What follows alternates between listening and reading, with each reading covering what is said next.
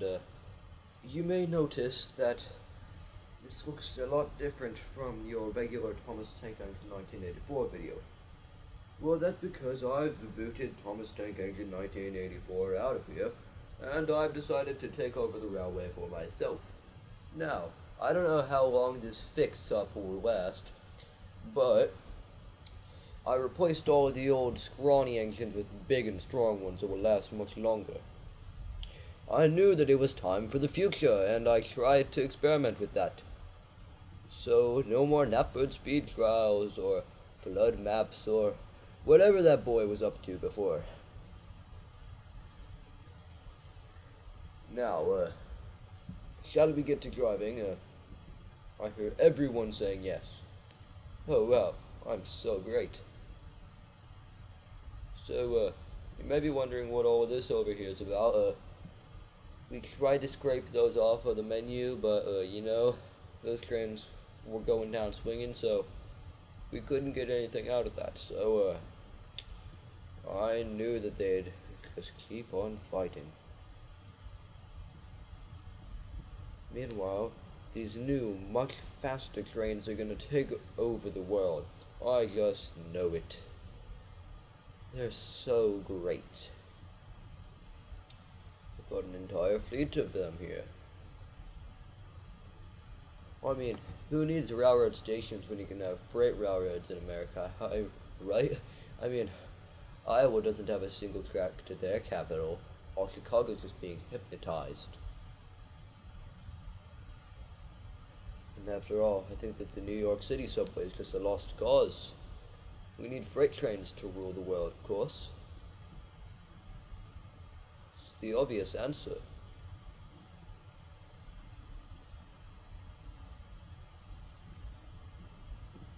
Is this thing even on the right line?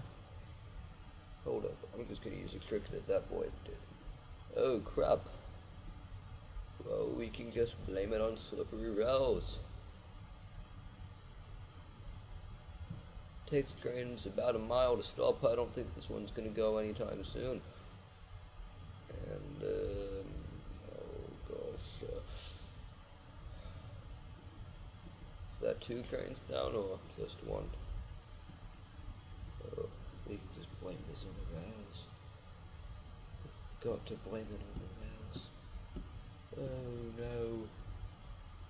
no. Oh, why is that little filthy steam locomotive in my menu? Huh. I thought that we'd gotten rid of all of those.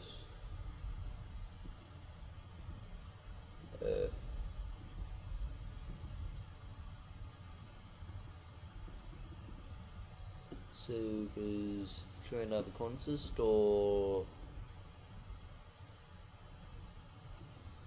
I'll be honest, there's some radical. Like those trains on the Santa Fe that have literally no cab, so they just get screwed over.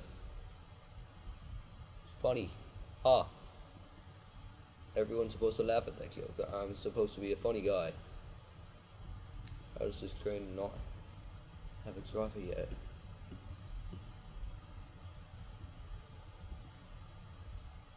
Okay, there we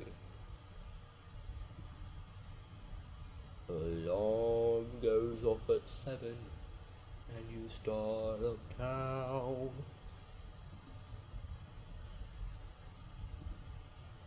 Oh, let me just locate that little... Oh, that's the only good steam locomotive that we've got on our crew. Only one that actually works. Yeah, we got rid of all of those old crappy ones that are back there, and you know, now we're focusing on privatizing our railway. You know, protecting it from evil, you know, people. Like, I don't know what, like, all of these other railways are thinking, like, letting the government dabble in that game. It's all conspiracy because of the chemtrails, guys. I don't even know where this train's going. I just think it's fun to watch. Like, because that's the standard that us Americans have. What? Wait. what's with these British people, and why do they just have so many railroads just laying around? I mean, here in America, you just put one track in the middle of a state, call it a day. Yet, these guys are actually getting creative. Oh, I hate that. Why do you ever want something to look good? Like, there's no point in that. Like, come on. Nobody's gonna like something if it looks good. I mean, like, why? And of course, British people, being the people that I like, forgot to follow the one rule of railroads. If there aren't more than 1,000,000 cars hooked up to this one train that's going 1 mile an hour across a railroad crossing on a daily basis, that's not a railroad. That's just crap. They just completely ignored railroad rule number 1.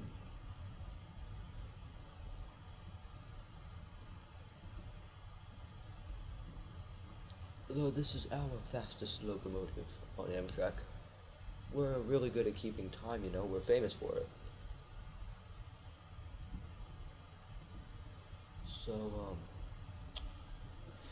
over here we got the Union Pacific, as all the locals call it, and, you know, right now this is looking pretty good.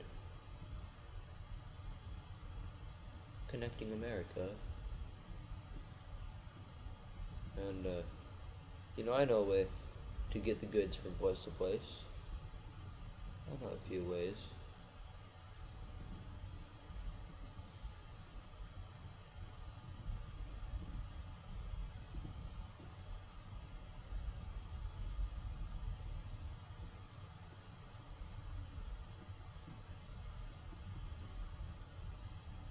So, alarm goes off at 7, and you start with steam.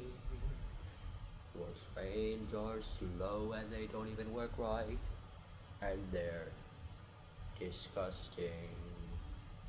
That's when you get new trains. Like these Union Pacific, you get lots of cars for them to drive around with, and then you crash them. Cause you know this is America.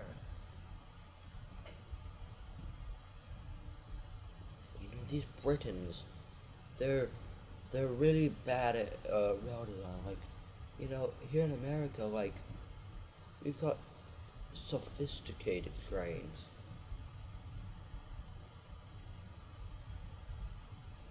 Like, why would you ever need a locomotive shed when you can just let your trains die out in the rain? Like, it's obviously the future. I mean, come on, like, oh, my voice is kind of drifting into a Western accent there. Anyway, it looks like this train's getting the job done. I'm not sure about you, but like, this one's doing really good. Like,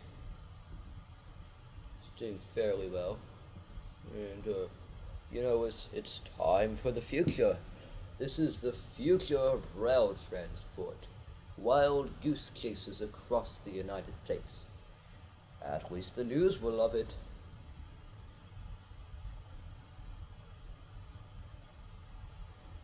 Man, these Britons really need to increase their height limits, because at this point, these trains will be wrecking everything in their way. Though, like I said, it's time for the future.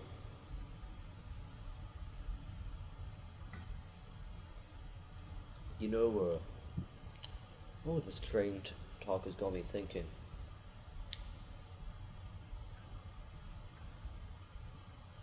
Should I privatize the railway? Or did I already do that? I don't know, I'll just leave that for people to figure out. I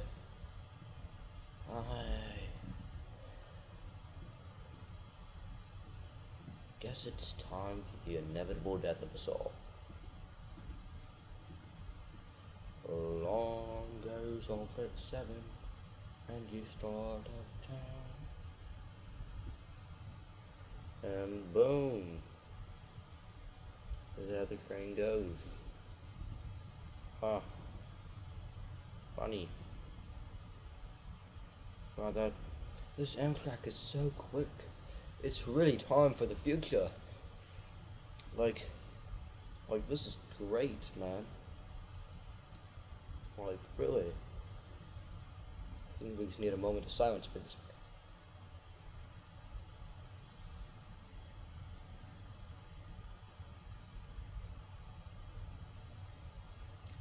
Anyway, we can already tell that this video is much better than the last one, because it's about a bajillion gigabytes. Anyway, I started doing a quick little video, and hope you've had a nice day, and glory to, Union Pacific. Like, small trains need to